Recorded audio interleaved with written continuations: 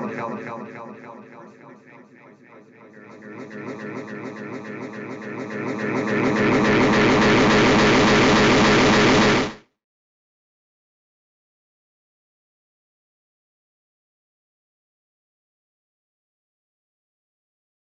President Harris, thank you for joining our 78th Annual Convention, and the floor is yours. Thank you, Chairperson Aaron. So good to see you, and good morning to everyone. Thank you, all of you, everyone, for your incredible leadership, the courage of your leadership, the tenacity of your leadership, and most importantly, for your commitment to build a strong nation-to-nation relationship with our administration. President Joe Biden and I believe that the bond between our nations is sacred, and we take seriously our responsibility to one another. It is an honor, of course, to be with you this week as we celebrate Indigenous Peoples Day, as we speak truth about our nation's history. Since 1934, every October, the United States has recognized the voyage of the European explorers who first landed on the shores of the Americas. But that is not the whole story. That has never been the whole story. Those explorers ushered in a wave of devastation for tribal nations, perpetrating violence, stealing land, and spreading disease. We must not shy away from this shameful past, and we must shed light on it and do everything we can to address the impact of the past on Native communities today. Today, we know that Native women and girls are missing and murdered at alarming rates. This is an epidemic, and it must end.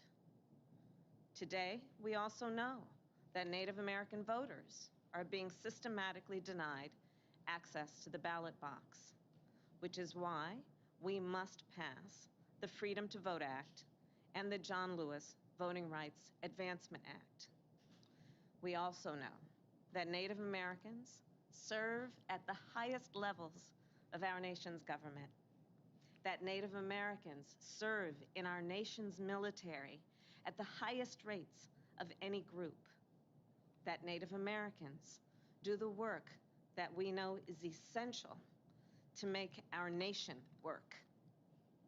And still, Native Americans are more likely to live in poverty, to be unemployed, and often struggle to get quality health care and to find affordable housing.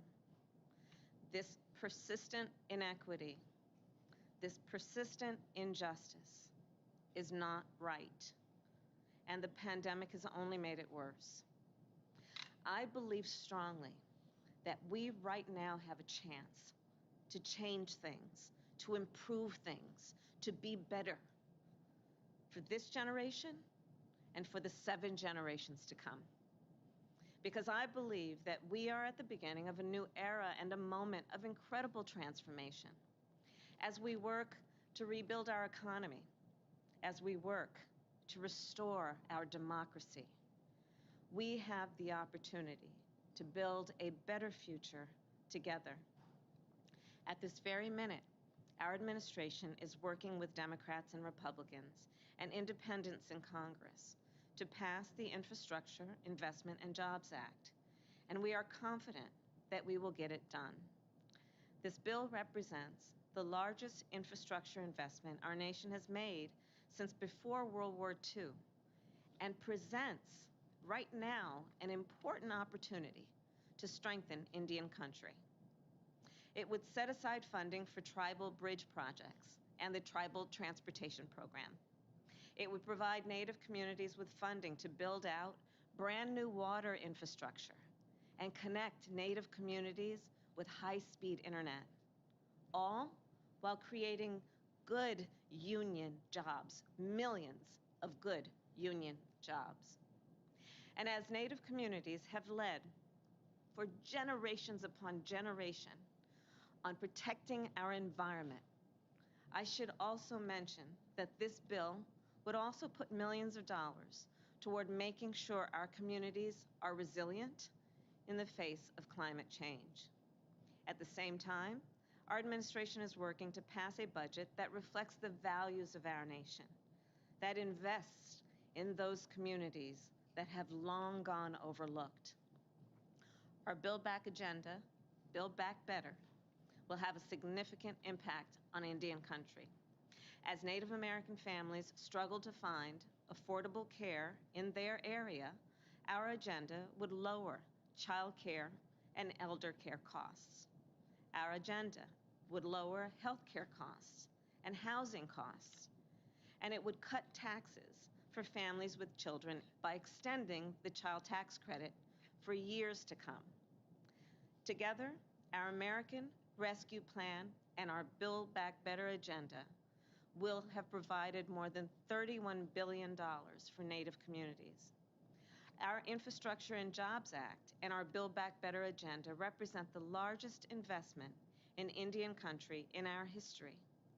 More than a point of pride, this is a sign of our administration's respect for our nation-to-nation relationship.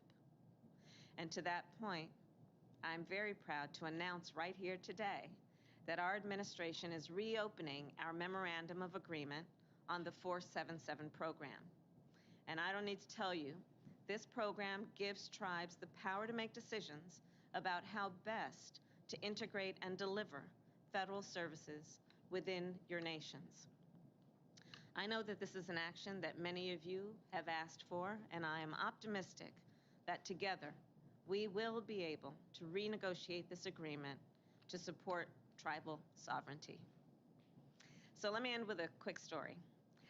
Back in July, in my ceremonial office, Secretary Deb Haaland and I had a conversation with Native American leaders on our fight for voting rights and to protect the right to vote, which is, of course, another important aspect of the work we are doing together.